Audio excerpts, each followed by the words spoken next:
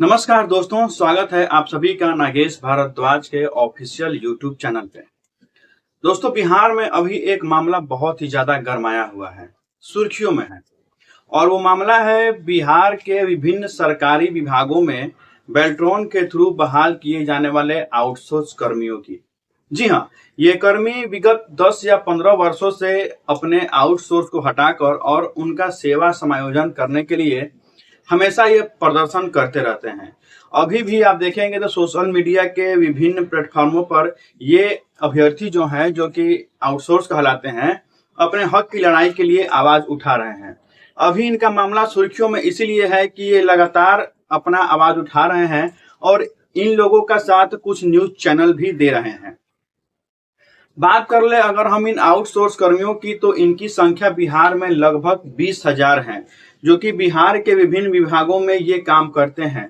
Data entry operator के रूप में, स्टेनोग्राफर के रूप में, प्रोग्रामर के रूप में, आईटी बॉय और आईटी गर्ल के रूप में इनकी नियुक्ति बिहार के विभिन्न कार्यालयों में की जाती है। और इनकी नियुक्ति की जाती है, इनका जो चयन प्रक्रिया होता है वह बेल्ट्रॉन के थ्रू किया जाता है। बेल्ट्रॉन बजाते इनका सीबीटी एग्जाम लेता है, या जो भी क्राइटेरिया होता है उसके थ्रू इनका एग्जाम लेता है, स्किल टेस्ट भी लेता है। उसके बाद इनकी ज्वाइनिंग की जाती है। अभी मामला जो गरमाया है वो बेल्ट्रॉन के थ्रू बहाल किए जाने वाले डाटा एंट्री ऑपरेटरों की है। बिहार में लगभग 13 से 14,000 या उससे भी अधिक संख्या हो सकती है डाटा एंट्री ऑपरेटर बेल्ट्रॉन के थ्रू बहाल किए गए हैं। अब इन डाटा एंट्री ऑपरेटरों की मांग यह है कि उनका सेवा समायोजन कर दिया जाए। सेवा समायोजन मतलब कि वो जिस विभाग में काम कर रहे हैं उनका सेवा समायोजन उसी विभाग में कर दिया जाए। अब ये ऐसा क्यों ये सरकार से प्रोटेस्ट करके अपनी मांग कर रहे हैं, वो इसलिए क्योंकि इन डाटा एंट्री ऑपरेटरों का जो सेवा काल होता है, यूं तो कहने के लिए उनके ऑफर लेटर पर यह लिखा जाता है कि अगर आप 1 साल अच्छे से काम कर लेते हैं तो आपका सेवा जो है वह स्वयं 60 साल तक आपका रिन्यूअल हो जाता है। लेकिन देखने में यह आता है कि बहुत सारे विभाग ऐसे हैं कि जो कि इनको बीच में ही सेवा वापसी कर देते हैं बेल्ट्रॉन को, और ये ऑपरेटर जो है वह फिर से बेल्ट्रॉन के पैनल में चले जाते हैं और फिर वेट करते हैं कब उनका ज्वाइनिंग हो। तो ऐसे में इनके भविष्य पर तलवार लटकती रहती है। तो इसी के विरुद्ध ये लोग प्रोटेस्ट कर रहे हैं कि इनका जो सेवा समायोजन कर दिया जाए।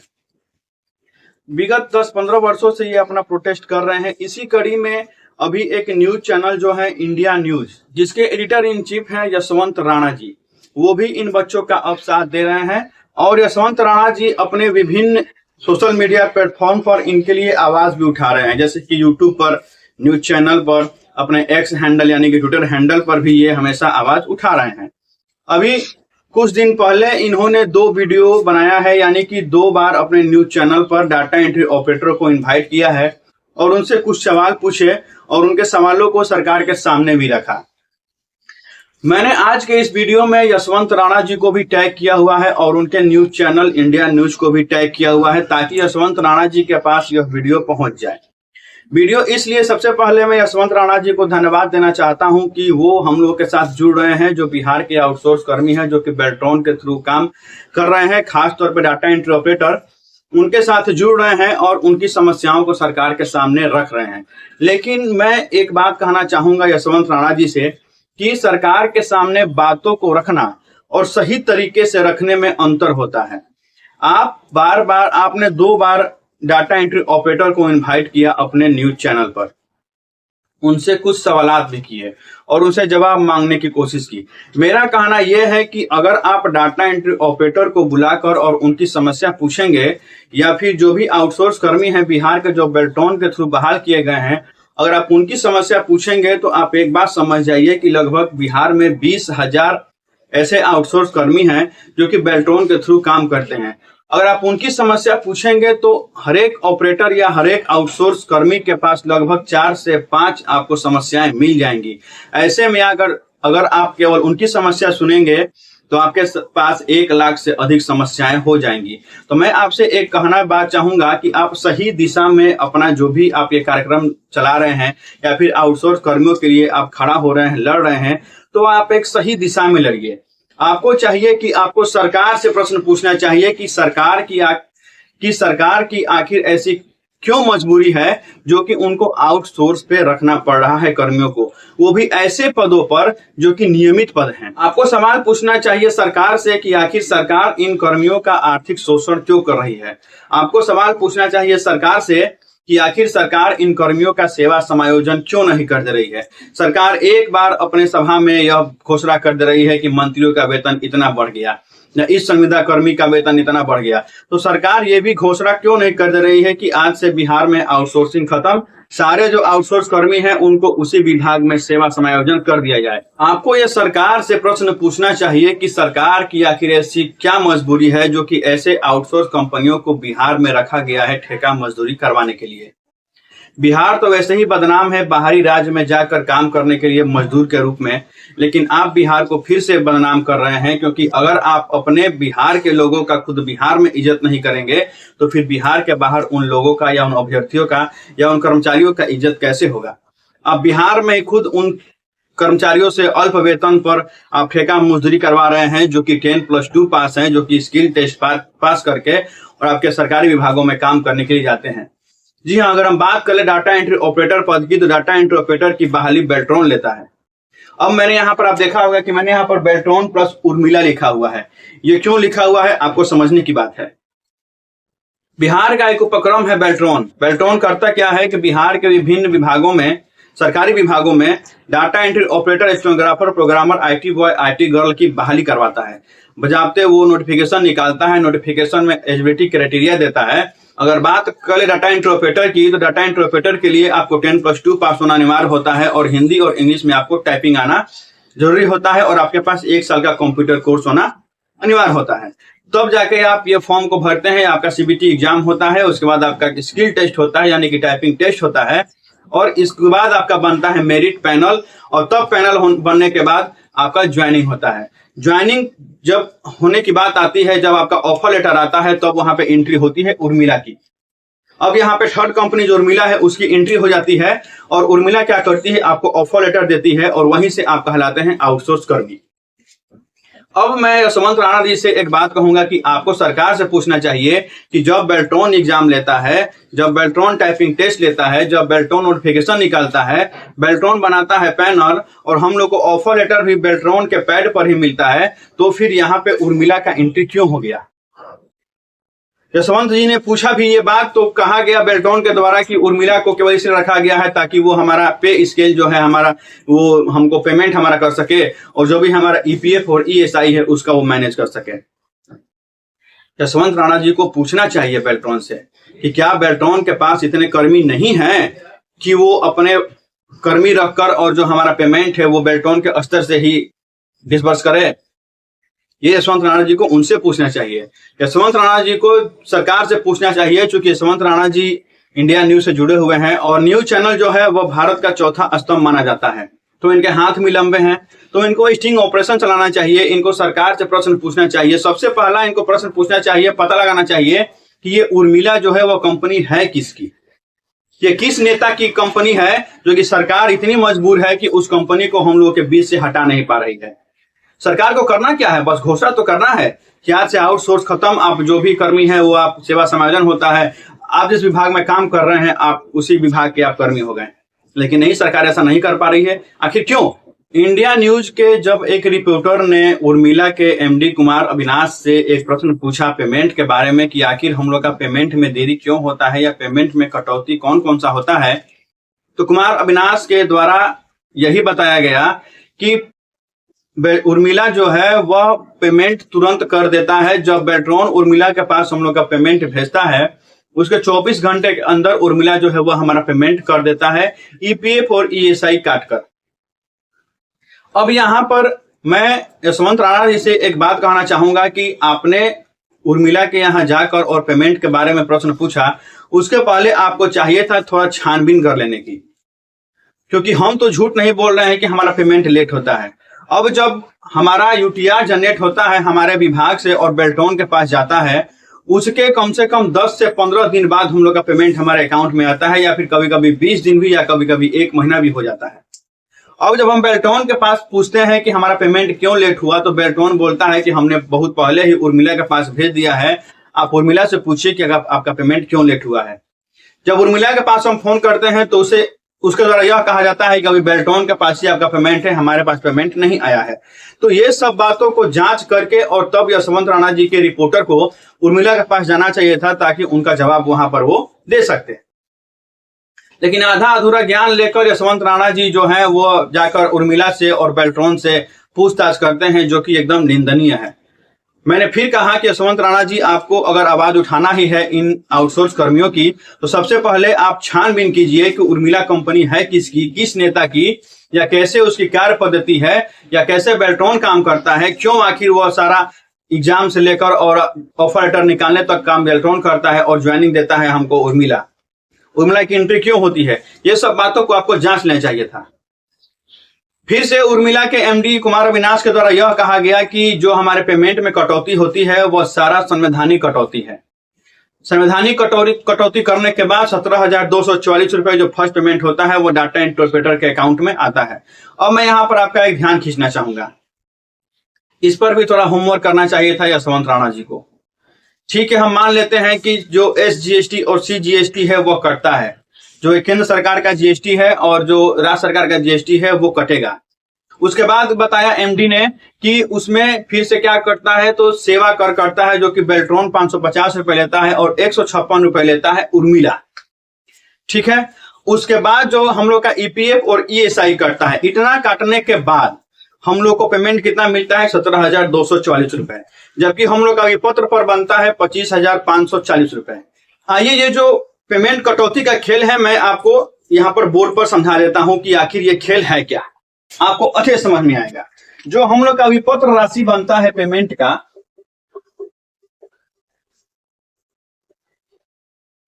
विपत्र राशि बनता है 25,540 रुपए। ठीक है, ये हम लोग का विपत्र राशि बनता है।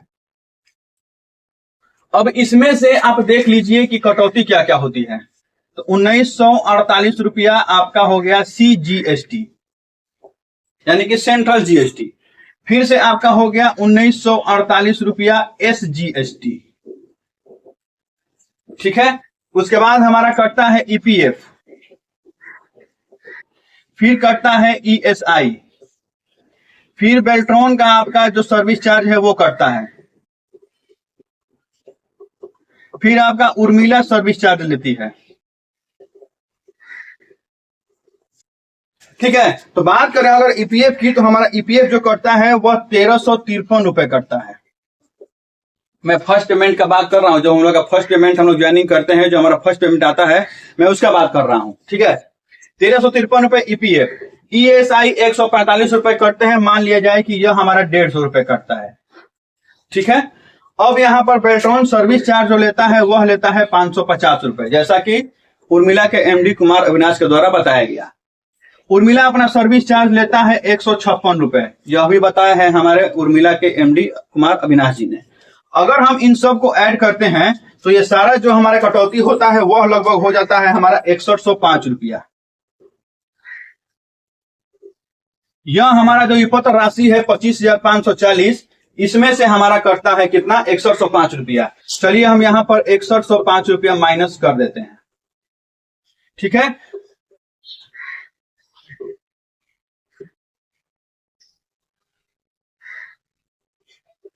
यानी कि हमारा जो फर्स्ट पेमेंट होना चाहिए था वह कितना होना चाहिए था, 19,435 रुपए। ये उर्मिला के एमडी कुमार अविनाश के द्वारा बताए गए बातों पर मैं बता रहा हूं, और ये होमवर्क हमारे जो एडिटर इन चीफ है इंडिया न्यूज के, जो यशवंत राणा जी है, उनको भी यह होमवर्क करना चाहिए था, ताकि उनको वो बरगला ना पाए। ठीक है, तो ये हमारा फर्स्ट पेमेंट होना चाहिए था, लेकिन हमारा फर्स्ट पेमेंट होता कितना है, 17,244 रुपए। ये हमको फर्स्ट पेमेंट मिलता है हमारे अकाउंट में। अगर हम माइनस करते हैं तो आप यहां पर देख सकते हैं लगभग 2191 रुपए, लगभग 2,191 रुपए का ये अंतर जो है, यह कहां पर काटा जाता है, यह एमडी जो उर्मिला के एमडी है कुमार अविनाश के द्वारा नहीं बताया गया। ये भी कहां काटा जाता है वो ये भी हमको बता देते कि 2191 रुपए कहां पर काटा जाता है, तो हम संतुष्ट हो जाते हैं। इसलिए मैंने कहा कि अगर हमारे इंडिया न्यूज के एडिटर जो है यशवंत राणा जी अगर सही में हम लोग का साथ देना चाहते हैं तो सबसे पहले उनको चाहिए था कि वो होमवर्क कर लेते थोड़ा अच्छे से, उसके बाद वो जाकर बात करते उर्मिला के एमडी या फिर बेल्ट्रॉन के पास। अब एक सीधा सा सवाल है कि क्या बेल्ट्रॉन के पास कर्मी नहीं है कि वो सीधे बेल्ट्रॉन के स्तर से ही जो भी हमारे आउटसोर्स कर्मी हैं जो बेल्ट्रॉन के थ्रू बहाल होते हैं उनका पेमेंट कर सके। अब आपने देखा कि 156 रुपए दिया जाता है किसको? उर्मिला को। क्यों? क्योंकि उर्मिला हम लोग का क्या करती है, पेरोल बनाती है और हमारे अकाउंट में पैसा भेजती है और हमारा ईपीएफ और ईएसआई को डिस्बर्स करती है। ठीक है, अब आप एक ध्यान से सोचिए कि लगभग कितने हैं अभ्यर्थी बेल्ट्रॉन के थ्रू? 20,000। 20,000 अभ्यर्थी हैं टोटल किसके थ्रू? बेल्ट्रॉन के थ्रू। अगर 156 रुपए एक अभ्यर्थी पर बेल्ट्रॉन दे रहा है उर्मिला को, तो अगर हम यहां पर 156 से गुना कर दे 20,000 में, तो आप देख सकते हैं ये एक बड़ी राशि जो है इकाई दहाई सैकड़ा हजार 10 लाख लगभग 3,31,00,000 इकाई दहाई सैकड़ा हजार 10 लाख 31,20,000 रुपए जो है बेल्ट्रॉन हर एक महीना केवल उर्मिला को देता है, इसलिए ताकि उर्मिला जो है वह हमारा पेरोल बना सके और हमारा ईपीएफ और ईएसआई हमारा समय पर दे सके। लेकिन तब भी उर्मिला हमारा ईपीएफ और ईएसआई समय पर नहीं देता है। अभी आप सभी कर्मी का ईपीएफ उठाकर देख लीजिए, किसी में 5 महीने का डिफरेंस दिखाई देगा, किसी में 6 महीने, किसी में 1 साल का। और जब तक वो कर्मी उर्मिला के पास जाएंगे नहीं अपना कंप्लेन लेकर, तब तक उर्मिला उनका ईपीएफ नहीं देता है। ये भी बात समझ लीजिए। तो ये सारा होमवर्क एडिटर इन चीफ को कर लेना चाहिए था। अब मैं एक बात पूछता हूं कि यहाँ पर एडिटर इन चीफ को यहाँ पर पूछना चाहिए था कि क्या बेल्ट्रॉन सक्षम नहीं है कि वो 31,20,000 रुपए में अपने यहाँ कर्मी रख ले? अरे आपने 10+2 डाटा एंट्री ऑपरेटर को अपने यहाँ रखा हुआ है जो कि वेल स्किल टेस्ट है। ठीक है, तो आप उन्हीं में से रख लीजिए 3-4 कर्मी जो कि आपका पेरोल बना देंगे और आपका ईपीएफ और ईएसआई सारा मैनेज कर लेंगे।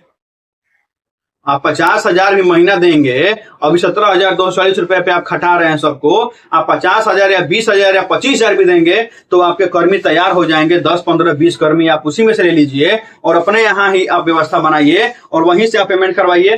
तो नहीं, यहाँ पे तो लूट मचाना है, यहाँ पे लूट करना है। जो ये 31,20,000 रुपए हर एक महीने लूटा जा रहा है, ये किसके खाते में जा रहा है? कौन है ये उर्मिला? क्या यशवंत राणा जी ने इसके बारे में जांच पड़ताल करने की कोशिश की? अभी खेल बहुत सारा है। आप इस हिसाब से अगर बेल्ट्रॉन का कमीशन निकालेंगे जो कि 550 रुपए है, तो आप समझ लीजिए कि करोड़ों का घोटाला होता है एक साल में। करोड़ों रुपए जो बेल्ट्रॉन लेती है अपने ही कर्मी से टैक्स के रूप में। आप सोचिए, अगर साल में निकालेंगे तो ये अरबों रुपए का आपका मामला हो जाएगा। तो ये किसके खून पसीने की कमाई है? हमारे ही खून पसीने की कमाई है। दिन रात ऑपरेटर जो है, बेल्ट्रॉन के डाटा ऑपरेटर जो है, वो अन्य विभागों में काम करते हैं। अभी आप देख लीजिए विधानसभा का चुनाव होने वाला है, लेटर एक निकला हुआ है, 2 दिन से वायरल है कि जितने भी निर्वाचन क्षेत्र है वहां से डाटा एंट्री ऑपरेटर को मंगाया गया है पटना में ताकि उनका ट्रेनिंग हो सके। तो क्यों? इनकी अहम भूमिका है, तभी तो इनको बुलाया जा रहा है। तो आपका चाहे आपदा हो, आपका चाहे चुनाव हो या चाहे आपका जनगणना हो, बिना डाटा एंट्री ऑपरेटर के आपका कोई भी काम होने वाला नहीं है। या कोई भी विभाग देख लीजिए आप, आज बिहार जो है वो अपना पीठ थपथपा रहा है डिजिटल बिहार बनने में। वो किसकी बदौलत? इन्हीं डाटा एंट्री ऑपरेटरों की बदौलत। अगर डाटा एंट्री ऑपरेटर ये हट जाए तो फिर बिहार तुरंत ध्वस्त हो जाएगा, बिहार के सारे विभाग के काम ठप हो जाएंगे। और चूंकि विधानसभा का चुनाव आ रहा है, यानी कि बिहार का महापर्व आ रहा है, तो ऐसे में सरकार से सारे लोग जो बिहार के जनता है वो भी कुछ आशा लगाए रहती है कि हो सकता है कि सरकार कुछ उनके फेवर में या उनके लाभ के लिए कोई योजना निकाल दे। तो वैसे ही जो ये आउटसोर्स कर्मी हैं बेल्ट्रॉन के, वो भी आस लगाए हुए हैं और वो भी आजकल इसीलिए चिल्ला रहे हैं, या जो इंडिया न्यूज के एडिटर इन चीफ है यशवंत राणा जी उनका साथ इसलिए दे रहे हैं ताकि इनको भी आशा है कि हो सकता है कि इस महापर्व में सरकार अपने पिटारे में से कुछ इनके लिए भी अच्छा न्यूज दे दे। इसीलिए आजकल प्रोटेस्ट हो रहा है, इसीलिए आजकल ये बेल्ट्रॉन के डाटा एंट्री ऑपरेटर जो हैं या स्टेनोग्राफर हैं या फिर programmer, IT boy, IT girl है, ये थोड़ा एक्टिव नजर आ रहे हैं ताकि सरकार इन पर अपना एक अच्छा निगाह डाल दे। लेकिन विगत 14 वर्षों से ये चिल्ला रहे हैं और विगत 14 वर्षों से सरकार जो है वह कुंभकर्णी नींद में सोई हुई है। उनका नींद खुल ही नहीं रहा है ताकि वो इनके ऊपर भी देख सके और इनका उद्धार कर सके। अगर इस पर हम लोग चर्चा करें, इस मैटर पर, उर्मिला और बेल्ट्रॉन का जो मिली भगत है उस पर अगर हम चर्चा करने जाएं तो हमको लग रहा है कि 5 से 10 दिन तक चर्चा होती रह जाएगी, लेकिन इनका पोल पट्टी जो है वो खुलता जाएगा। वीडियो बहुत ज्यादा लंबा हो जाएगा, लेकिन मैं वीडियो को अंत करने से पहले एक बार फिर से यशवंत राणा जी और इंडिया न्यूज के जितने भी रिपोर्टर हैं उनसे आग्रह करना चाहूंगा कि अगर आप वास्तव में बेल्ट्रॉन के आउटसोर्स कर्मियों का साथ देना चाहते हैं, खास तौर पर डाटा इंटरप्रेटर का साथ देना चाहते हैं, तो आपसे आग्रह रहेगा कि आप खुले दिल से आइए और सबसे पहले आप सरकार से प्रश्न कीजिए कि आखिर सरकार का ऐसी कौन सी मजबूरी है कि वो ऐसे थर्ड पार्टी जो है उर्मिला, उनको बीच में लाकर और हम लोग का शोषण कर रही है। सबसे पहले आप पता कीजिए कि उर्मिला कंपनी जो है वह है किसकी, किस नेता का हाथ इसके पीछे है कि इसको हटाया नहीं जा रहा है। आर्थिक शोषण हो रहा है जो भी हमारे डाटा इंटरप्रेटर हैं बिहार के उनका।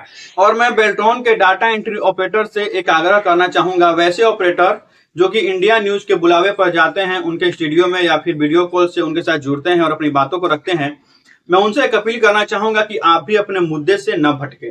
आपको बस इतना ही करना है कि आपको आपका सेवा समायोजन करवाना है। आपका मुद्दा पेमेंट नहीं है, आपका मुद्दा पेमेंट नहीं है कि आपको पेमेंट कितना कम मिल रहा है, ज्यादा मिल रहा है, समय पर नहीं मिल रहा है। आपका मुद्दा है कि आपका सेवा समायोजन हो जाए। जब आपका सेवा समायोजन हो जाएगा तो पेमेंट से लेकर और जो आपके गर्दन पे तलवार लटकती है कि कभी आपको निकाल फेंका जा सकता है, ये सारे समस्याएं आपकी दूर हो जाएंगी।